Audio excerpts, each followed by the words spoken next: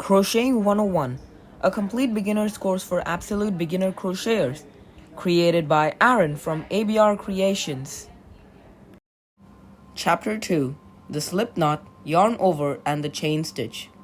In this chapter, you are going to be learning how to start off crocheting your projects by making the slip knot and the chain stitch, as well as learning how to yarn over.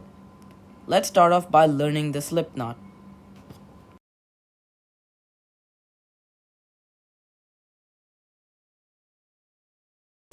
The slip knot is the first step that crocheters start crocheting their projects.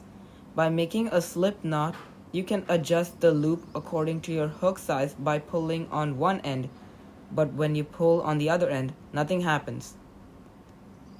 The slip knot is very easy to make. Let's see how to do it. Step 1. Stretch out the yarn and lay it flat, making sure that the tail end is on your right hand and the working yarn end is on the left hand. Step 2. Make a loop with the tail end and fold it on top of the working yarn end. Step 3. Pull this inside string up, that is the one closest to the working yarn. Try holding the tail end with your left hand to get a proper grip. And there you go. You have made the slip knot. Now to adjust it according to your hook size, insert your crochet hook and pull the working yarn tight so that it fits your hook. Make sure you don't pull it too tight or too loose, otherwise it might create uneven chains.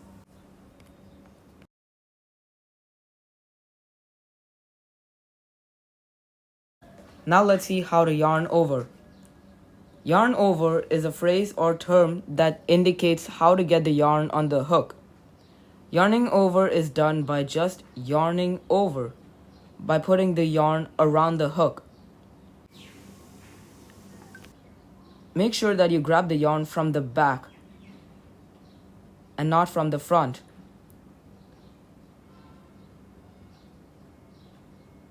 A yarn over should look like this, with the yarn over the hook.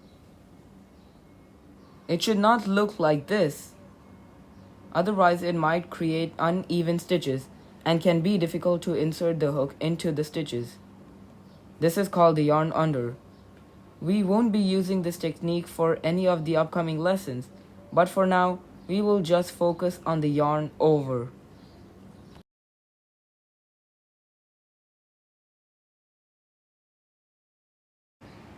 Now let's see how to make the chain stitch.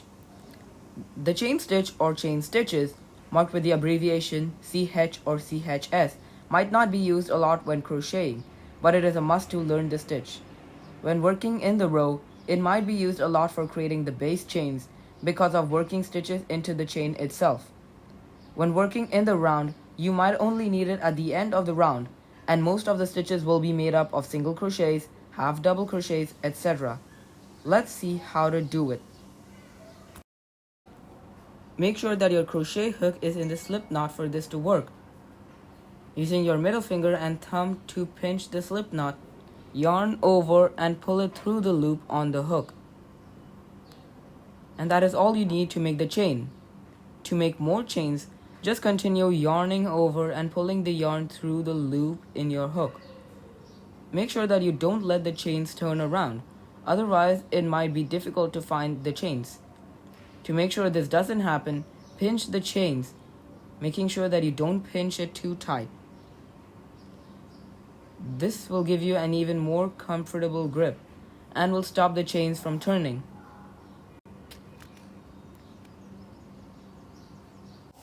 Here is what the chain stitches should look like from the front. And here is what chain stitches should look like from the back.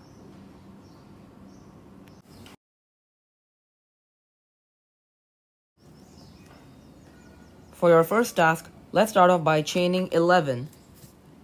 1, 2, 3, 4, 5, 6, 7, 8, 9, 10, and 11. Then we can cut the yarn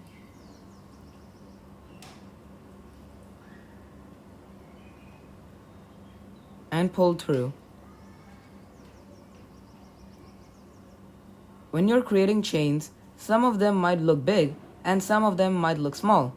But don't worry, with a bit of practice, you'll get the hang of it.